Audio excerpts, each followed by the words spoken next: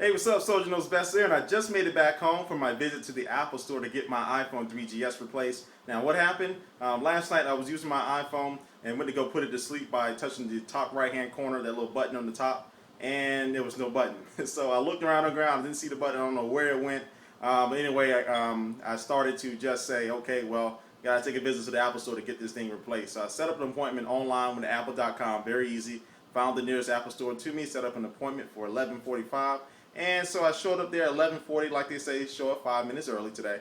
And I get there and they were jam-packed, slammed. It was crazy. So the popularity of the Macs are definitely showing itself in the Apple Store because it was bananas. Not on the Apple Store, they always carry like 10, 15 employees at once for some reason. But I see why, because there's a lot of people in there.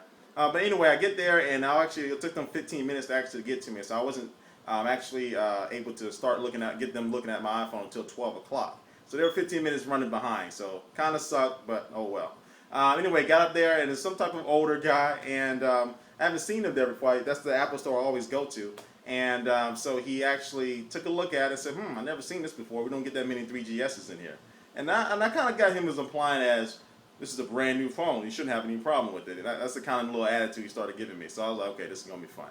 And so anyway, he took his little handy dandy flashlight out, was looking all where the button is supposed to be. And so he took it, turned around, started looking at it a little bit, turned back around.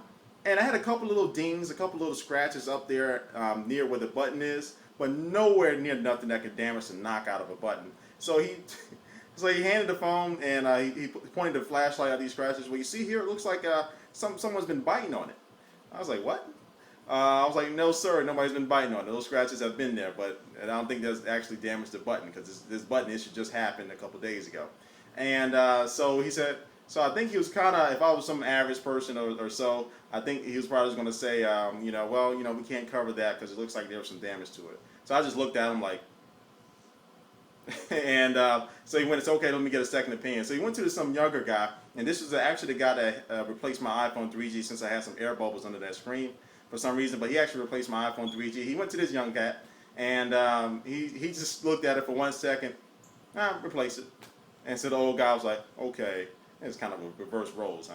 But anyway, so the old guy finally got the new 3GS out of a box and signed it over to me. I signed my name on a piece of paper. Boom, got my 3GS ready to go. So it would have been interesting to see whether he was going to try to not to scam me out of my warranty there. But eventually I got my iPhone 3GS and got out the store. And so here I am now. So Apple Store is probably one of the easiest places to get a cell phone replaced. And the experience wasn't too bad this time. It could have been a lot worse, but I was overall satisfied with the experience, even though they were 15 minutes late. But actually, the process of getting the phone replaced took about 3 minutes, so that was pretty fast. All right, so it was best to give me my little experience with my broken iPhone 3GS. If you had a broken iPhone 3GS, or what are your experiences returning the product to the Apple Store, let me make a video response to the video, leave a comment. But thanks for watching. I'll catch you later. Peace.